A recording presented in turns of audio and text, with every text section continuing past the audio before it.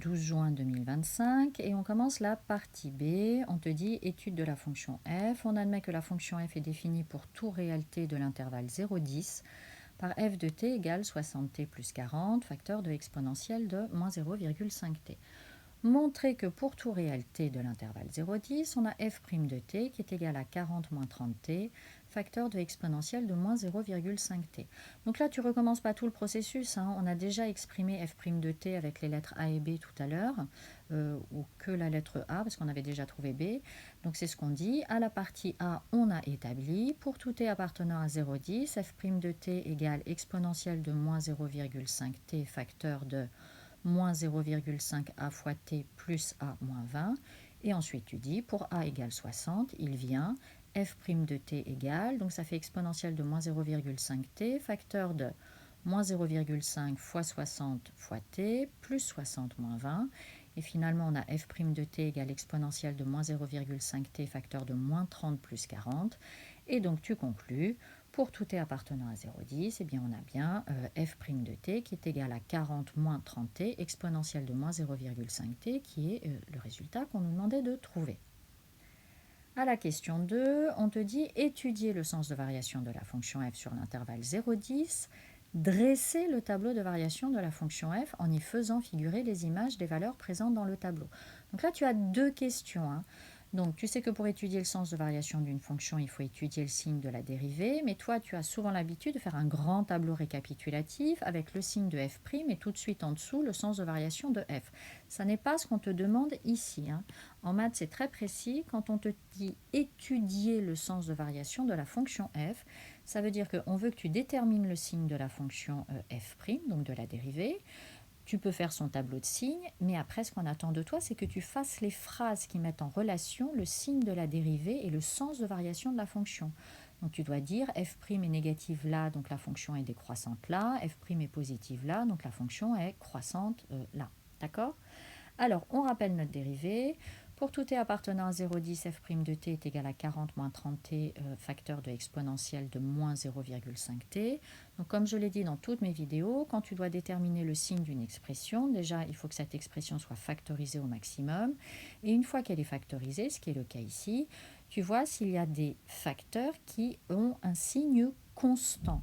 Et donc là, c'est le cas puisqu'on a une exponentielle. Donc tu commences par dire, pour tout t appartenant à 0,10, n'oublie pas, n'écris pas directement exponentielle strictement positif. Il y a la lettre t, donc il faut qu'on donne son ensemble de définitions. Pour tout t appartenant à 0,10, exponentielle de moins 0,5t strictement positif, donc f' de t est du signe de 40 moins 30t. Prends l'habitude d'écrire cette phrase.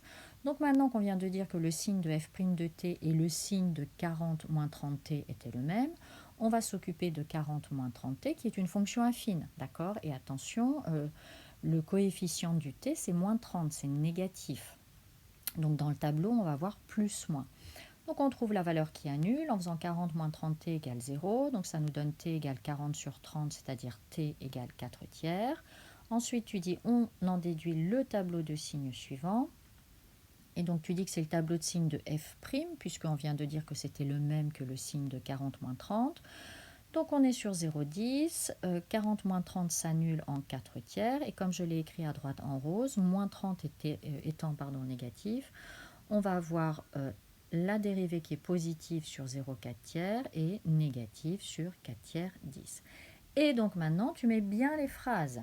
f' de t est strictement positive sur 0, 4 tiers exclu, donc f est strictement croissante sur 0, 4 tiers exclu. f' de t est strictement négative sur 4 tiers exclu 10, donc f est strictement décroissante sur 4 tiers exclu 10. Et ensuite, tu peux rappeler que f' de 4 tiers est égal à 0, puisque je n'ai pas pris le 4 tiers dans mes intervalles juste au-dessus. Oula, juste au-dessus. Il est temps que ça s'arrête, tout ça. Alors, ensuite, tu dis, on peut alors dresser le tableau de variation suivant. Donc, la dérivée étant positive sur 0,4 tiers, la fonction est croissante sur cet intervalle et elle est décroissante sur l'intervalle 4 tiers 10. On t'a dit aussi dans la question de mettre les images. Donc, il faut qu'on calcule f de 0, f de 4 tiers et f de 10. pour que la vidéo soit pas trop longue, hein, tu vas mettre sur pause si jamais tu as des difficultés de calcul, hein, et comme ça je ne perds pas de temps dessus. Ensuite on te dit montrer que l'équation f de t égale 40 admet une unique solution alpha strictement positive sur l'intervalle 0 exclu 10.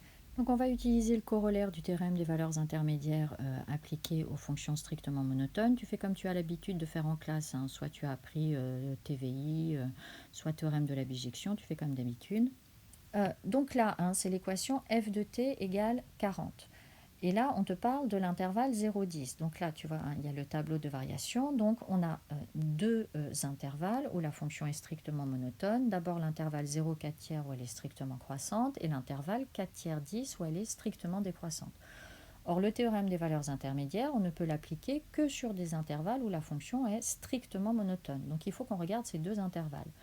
Or, si tu es sur l'intervalle 0,4 tiers et qu'on exclut le 0, comme la fonction est croissante sur cet intervalle et que f de 0 est égal à 40, si on exclut le 0, ça veut donc dire que toutes les images sont strictement supérieures à 40. C'est pour ça qu'ils ont exclu le 0.